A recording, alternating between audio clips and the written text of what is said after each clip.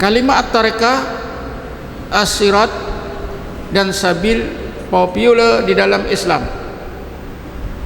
Tarekat secara literanya bermakna jalan. Ini dari segi bahasa, ya. Dalam Quran kalimat at-tariqah disebut sekali sahaja dalam surah Jin ayat 16. Kalimat tariqah disebut sekali dan tariq disebut 4 kali. Ada 3 kalimah lain dalam Quran yang bermakna jalan, yaitu sirat, sabil dan syakilah. Kalimah syakilah disebut sekali dalam ayat 84 surah Al-Isra. Kalimah sabil disebut 127 kali dan kalimah sirat disebut dalam Quran 39 kali. Ketiga-tiga kalimah sabil, sirat dan tariq kerap juga digunakan oleh Rasulullah SAW, para sahabat dan tabi'in sehingga sampai ke zaman ini. Contohnya hadis Nabi, man salaka tariqan yaltamisu fiha ilman sahhalallahu lahu tariqan ilal jannah. Perhatikan kalimat tariqnya. Maksudnya sesiapa yang menjalani satu jalan untuk mencari ilmu, Allah permudahkan baginya satu jalan ke surga. Di dalam Fatihah, sirat disebut 2 kali, yaitu pada ayat yang ke-6 dan ayat yang terakhir, ya. Ihdinas siratal mustaqim siratal ladzina an'amta 'alaihim.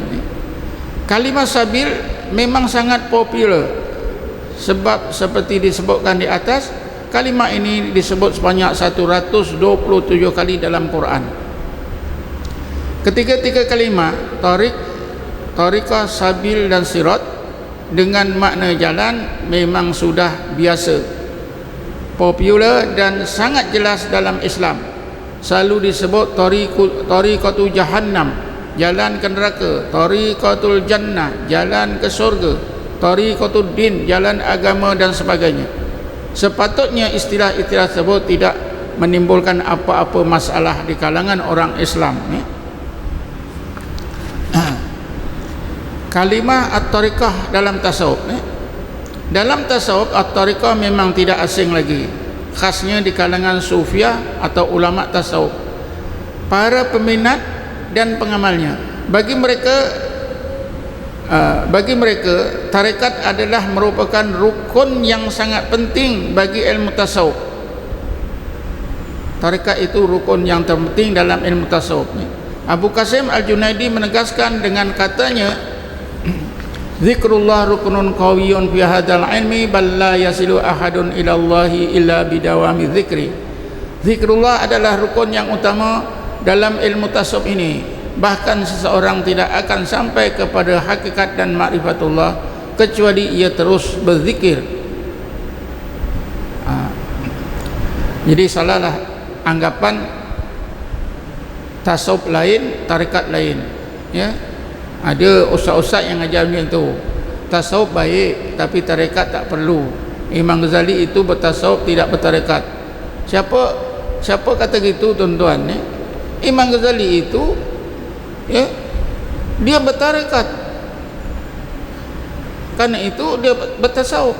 Kalau dia tak bertarekat, macam mana dia jadi ulama tasawuf? Tuan-tuan boleh bacalah dalam kitab Ihya Ulumuddin, ya, macam mana beliau menjelaskan tentang zikrullah. Kalau dia tak bertarekat, dia tak boleh jelas macam itu. Begitu juga pandangan beliau yang ditulis dalam Rasail Al-Ghazaliyah, artikel-artikel Imam Ghazali yang telah dibukukan banyak, banyak koleksi artikel-artikel Imam Ghazali pun di sana ada disebutkan, Jadi Imam Ghazali ini ikut tarekat. Kalau tak ikut tarekat, macam mana dia jadi seorang sufi? Tarekat merupakan satu madrasah ilmu dan amalan tasawuf yang khusus, bersumberkan Quran dan Sunnah yang membolehkan seorang mukmin meningkat ke tingkat ihsan, menjadi seorang muhsin dan hamba Allah yang sebenar. Makna tarekat yang umum. Kalimat at-tarekat secara literanya bermakna jalan, bila dihubungkan dengan Islam mempunyai makna yang umum dan makna yang khusus. Maknanya yang umum dapat kita lihat dalam firman Allah Subhanahu wa taala, bismillahirrahmanirrahim, wa in lawistaqamu ala tariqati la asqainahum ma'an ghadaqa. Sekiranya manusia itu istiqamah di atas tarekat ini. Cuba perhatikan ala tariqati, kalimat at-tariqati. Sekiranya manusia istiqamah di atas tarekat ini, nascaya kami Allah akan mengurniakan kepada mereka air. Makna air itu rahmat dan nikmat zahir dan batin yang melimpah ruah. Majoriti ahli tafsir menafsirkan kalimat at-tariqah yang tersebut di atas dengan makna al-Islam. Kalau tuan-tuan buka tafsir Nasafi, at-tariqatu ditafsirkan ayyul Islam, tarekat itu ialah Islam, atau ayyu tariqatu dinil Islam, tarekat itu ialah jalan agama Islam.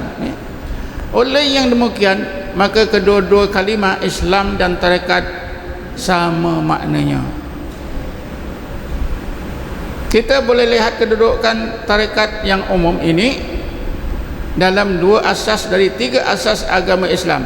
Islam rukunnya 5, iman rukunnya 6. Bila seorang manusia beramal dengan rukun Islam dan percaya kepada rukun iman tersebut, jadilah ia seorang muslim dan mukmin. Bermakna ia telah menjadi seorang anggota tarekat yang umum atau tariqatul Islam.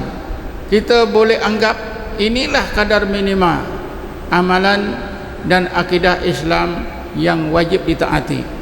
Jadi seorang mukmin, muslim dan mukmin, mereka inilah di akhirat nanti dimasukkan ke dalam gulungan ashabul maimanah atau gulungan sebelah kanan yang dimasukkan ke dalam surga. Firman Allah, bismillahirrahmanirrahim, fa ashabul maimanah ma ashabul maimanah. Gulungan sebelah kanan, alangkah bahagianya manusia yang tergolong dalam gulungan sebelah kanan, kerana mereka dimasukkan dalam surga oleh Allah Subhanahu wa taala. Makna tarekat yang khusus. Asas agama Islam yang ketiga ialah ihsan. Sabda Rasulullah SAW, al-ihsan an ta'budallaha ka'annaka tarau fa illam takun tarau fa innahu yaraka. Ihsan ialah anda beribadat kepada Allah seolah-olah melihatnya. Jika tidak melihatnya, sesungguhnya Allah melihat anda. Adapun tarekat yang khusus ialah yang menyampaikan seorang mukmin yang telah beramal dengan rukun Islam dan yang 5 dan berpegang dengan teguh dengan rukun iman yang 6 ke derajat ihsan. Tarekat yang khusus ini tuan-tuan menyampaikan seorang mukmin ke derajat ihsan. Syekh Muhammad Zakaria Kandahlawi dalam kitabnya As-Syari'ah wa Tariqah mendefinisikan at-tariqatu hiya at-tariqah allati yumkinu biha al-wusul ila darajatil ihsan. Tarekat adalah jalan amalan, jalan mujahadah yang menyampaikan seseorang mukmin ke derajat ihsan. Maulana Zakaria Kandahlawi ini tuan-tuan ikut 5 tarekat, ya, Naqsabandiyah, Jistiyah, Qadiriyah, Kabrawiyah, dan satu lagi saya lupa, ya. 5 tarekat. Dia ulama hadis yang terkenal di India, ya. Dia meninggal dunia tahun 1986. Makna dia ulama moden. Pernah melawat Malaysia ini pada tahun 1982. 1982 pernah melawat ke Malaysia. Jadi inilah tarekat yang khusus, ya, yang khusus. Dalam tasawuf bila disebut tariqah, at-tariqah jamaknya, pluralnya ialah at-turuq, bermaksud tarekat yang khusus ini seperti yang biasa kita sebutkan tarekat Ahmadiyah, tarekat Qadiriyah, tarekat Satariyah dan sebagainya lagi. Dianggap khusus kerana ia khusus dapat memperbaiki aspek ahwal qalbiyah, keadaan hati, seperti hati keras, lembut menjadi lembut, dan maqamat qalbiyah, sifat-sifat hati seperti taubat, sabar, syukur dan lainnya yang akhirnya menyampaikan seorang mukmin ke derajat ihsan menjadi seorang muhsin. Di akhirat mereka dimasukkan dalam golongan muqarrabun seperti yang Allah firmankan.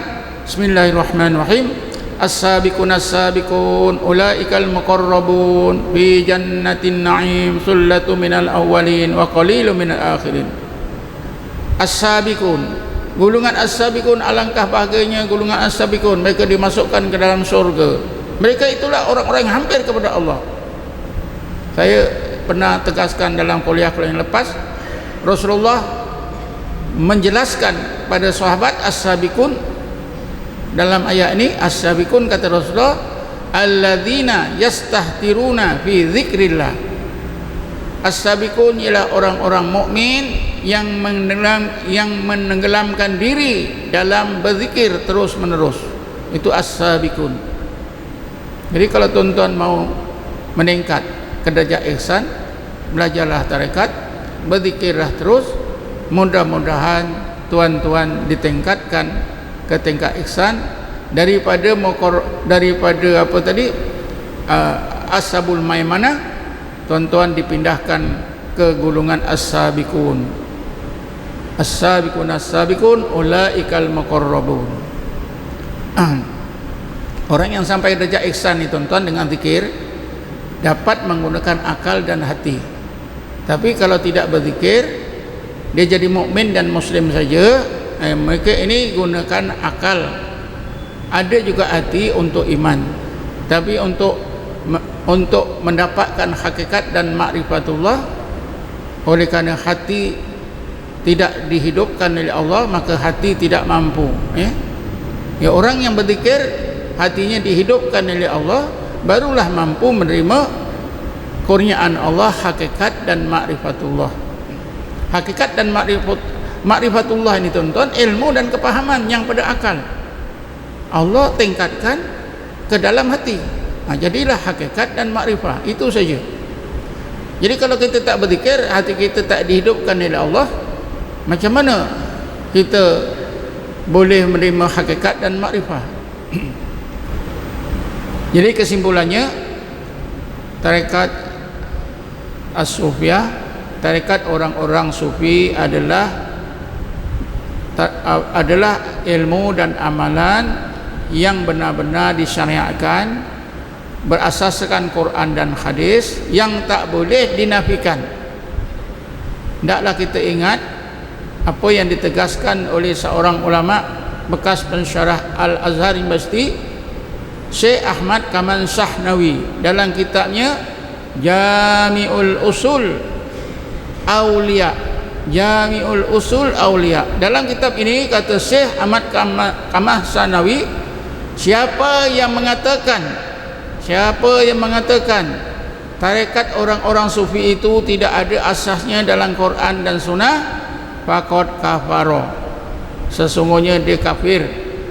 Dan pandangan beliau ini diulang, pandangan beliau ini, pandangan Ahmad Shah Kaman Sawi ini diulang oleh ulama Indonesia. Apa dia?